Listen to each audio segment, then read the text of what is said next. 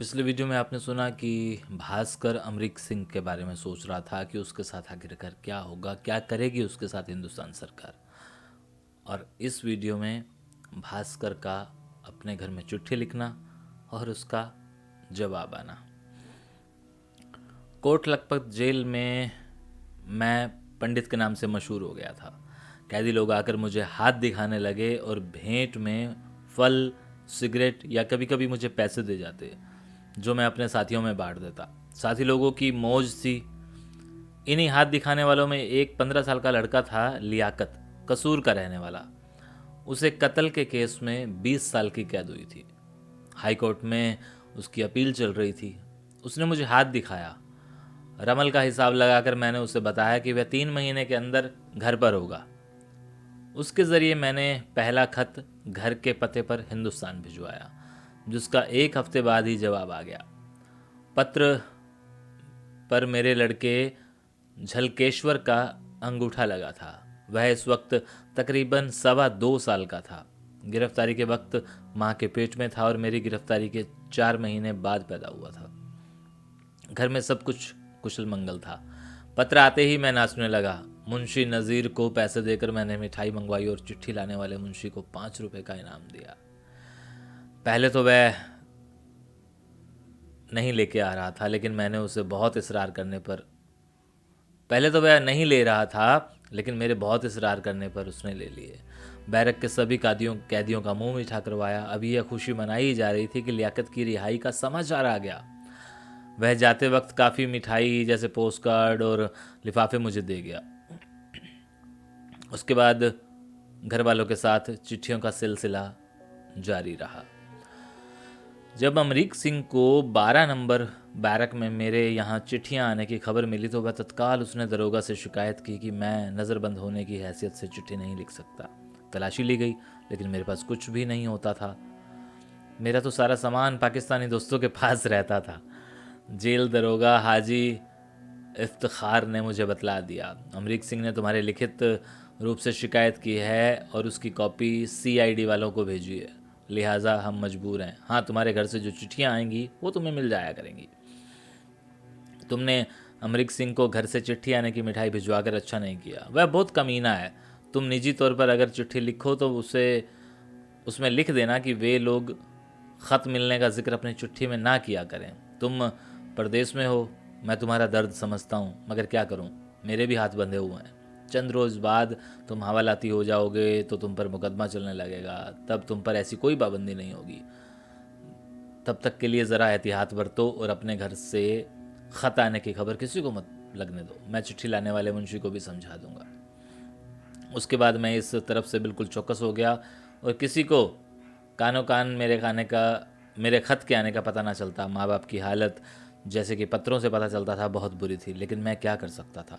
एक बार तो मैंने उनके दुख भरे पत्रों में झुलझुला कर लिख दिया था कि आइंदा पत्र लिखना ही हो तो मेरा हौसला बढ़ाने वाला पत्र लिखें, वरना बंद कर दें। मैं तो दुश्मन की कैद में हौसला रखकर दिन गुजार रहा हूँ और मुझे यह तक नहीं पता कि ये लोग मुझे सजाए मौत देंगे या उम्र कैद। क्या वे अपने देश में बैठे इकट्ठे रहते हुए हौसले से काम नहीं ले सकते? उसके बाद घर वालों ने अपने ख़तों का स्वर बदल दिया। पता नहीं किस शक्ति से प्रेरित होकर मैंने माँ को लिखा कि मैं 3-4 साल में वापस लौट आऊँगा। इस पर मेरी बीवी प्रभा ने लिखा कि मैं हौसले से रहूँ, सारी उम्र भी उसे मेरा इंतज़ार करना पड़े तो वो करेगी। बीवी का मासूम चेहरा अब हर घड़ी आंखों के आगे रहने लगा। जिसे किस्मत ने 8 महीने बाद ही मुझसे जुदा कर दिया था, वह बेटा जिसे मैंने अभी तक नहीं देखा था, जिसके चेहरे मोहरे की कल्पना किया करता था, आंखों के आगे बाहें फैलाए खड़ा यूं लगता जैसे कह रहा हो, पापा घर कब आओगे।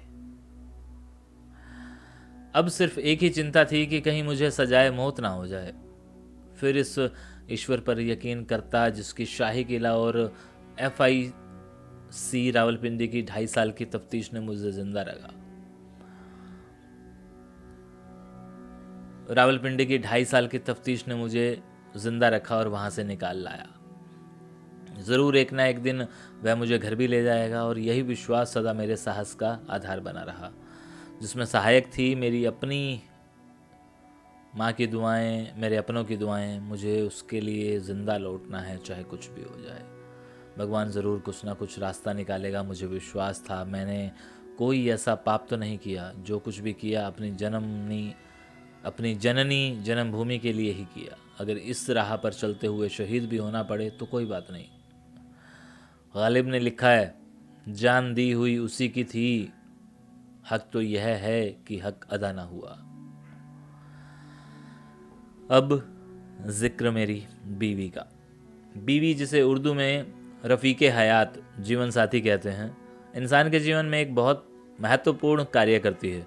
बहुत सारे महान पुरुषों के जीवन की पृष्ठभूमि में उनका पत्नी का चेहरा हर पहलू झांकता रहता है। अनगिनत लेखक, कवि, कलाकार, नेता, अभिनेता अपनी पत्नी से प्रेरणा पाकर सिद्धि एवं प्रसिद्धि की चरम सीमा को जा पहुंचते हैं। उनके जीवन की उपलब्धियों में यदि उनकी पत्नी की भूमिका हटा दी जाए तो वह महत्वहीन होकर रह जाएंगे।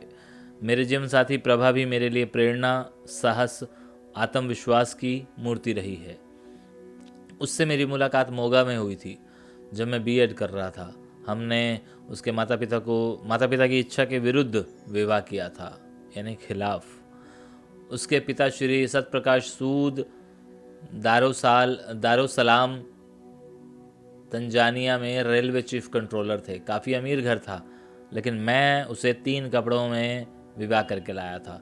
जब मैं इधर पाकिस्तान की कैद में था तो उन्होंने बहुत ज़ोर लगाया कि बेटी को अपने साथ ले जाएं, लेकिन वह किसी भी तरह उनके साथ जाने के लिए राज़ी नहीं हुई। यहाँ तक कि घर से बाहर निकलकर उन्हें रेलवे स्टेशन पर विदा करने भी नहीं गई और कहा, मेरे पति लौट आएंगे, फिर मैं उनके साथ आपको जहाज़ पर सी ऑफ करने दिल्ली भी चली आऊँगी। लेकिन उनकी अनुपस्थिति में मैं घर का दरवाज़ा भी लांघने को तैयार नहीं। उसका विचार करके लक्ष्मण जी की पत्नी उर्मिला का चेहरा घूम जाता था, जिसके प्रति मैथिली शरण गुप्त ने लिखा है, अवधि शिला का था उस पर गुरु भार, तिल तिल काट रही थी दृग जल धार। किंतु यहाँ तो अवधि शिला का माप भी अनंत था और अनिश्चित था, यानी जिसका कोई अंदाज़ा नहीं था। मुझे याद है कि वह गीत जो उन दिनों मैं कैद में गाया करता था। कैद में क्या गाया करता था भास्कर? वादा किया था हमने है साथ जीना मरना, जिंदा हूँ मैं यहाँ तुम मेरा इंतज़ार करना। आएंगी फिर बहारें, पतझड़ नहीं रहेगी, और यह गम की हवा भी यूं ना हमेशा बहेगी। जो मुझसे प्यार है तो मेरे गम से प्यार करना, मेरा इंतज़ार करना, मेरा इंतज़ार करना। और उसने इंतज़ार किया। इतना ही नहीं, मुझे प्रेरणा भरे, साहस भरे पत्र लिखकर नया जीवन दान दिया। जेल में जिन दिनों मुझे पत्र आते थे, मैं अपने साथियों के साथ बहुत कम बोलता और कभी भी किसी से झगड़ा नहीं करता। मुझे याद है एक दोपहर जब मैं उसकी चिट्ठी बार बार पढ़ रहा था तो मेरे एक हिंदुस्तानी दोस्त साथी सतीश मुझे बार बार छेड़ते हुए कुछ मनूस बातें अपने मुंह से निकाल रहा था। मैंने उसे बहुत मना किया, लेकिन मैं नहीं माना। मैंने भी अपना सब्र खो दिया। सब्जी छीलने वाला चाकू लेकर मैं उसके पीछे दौड़ा तो वह मार दिया चिल्लाकर कहता हुआ भागा। उसके पाँव में बेड़ियाँ थी, मगर वह जान बचाने के लिए बहुत तेज़ भाग रहा था। बैरक से दूसरे कैदी निकल बाहर आ गए। नंबरदार भी हैरान कि आज मुझे क्या हो गया है। ऐसी हालत में वह आमतौर पर खतरे की सीटी बजा देते हैं। उन्होंने ऐसा नहीं किया। मुझे पकड़ लिया गया और पूछा, पंडित क्या हुआ? मैंने बतलाया। इससे पहले ही सतीश छोकरियों की तरह रो रो कर उनसे कहने लगा, इससे चाकू छीन लो नहीं तो मुझे मार देगा। मुझे उसकी हालत देखकर हंसी आ गई और तरस भी। मैंने उसे चाकू थमा दिया और बोला, साले रोता क्यों है? तुझे मैंने पहले कितनी बार मना किया है कि मुझे मत छेड़। नंबरदारों को जब असल बात का पता चला तो उनको भी बहुत गुस्सा आया। मैंने रोकते रोकते उसे 2-3 डंडे उन्होंने जमा दिए और बोले, पहले साले पंगा लेता है, फिर छोकरियों की तरह रोता है। मैं तो उसे कसूरी बैरक में बंद करने जा रहे थे। वो तो उसे कसूरी बैरक में बंद करने जा रहे थे, जहाँ सुबह शाम जूतियाँ पड़ती हैं, लेकिन मेरे कहने पर रुक गए। इसका नतीजा यह निकला कि उसके बाद मेरे साथ किसी हिंदुस्तानी कैदी ने वाहियात या मनूस मजाक करने की ज़रूरत नहीं की। और अगले वीडियो में मार्शल लॉ के वो दिन और आगे कुछ कमाल की बातें होने वाली हैं, जिसका अंदाज़ा आप इस वीडियो से ज़रूर लगा सकेंगे। जो अभी अभी आपने सुना है कि पंडिताई शुरू हो जाएगी भास्कर की। उसने जैसे लियाकत को रिहा किया 3 महीने में, या करवाया, या अपनी दूरदृष्टि से, ऐसा वो कईयों के साथ करेगा। और तब चलेगा इस पंडित की पंडिताई का राज। शुक्रिया। अपने चाहने वालों को वीडियो ज़रूर शेयर कीजिए, शायद उन्हें भी आप ही की तरह इन चीज़ों को सुनने का शौक़ हो, जुनून हो।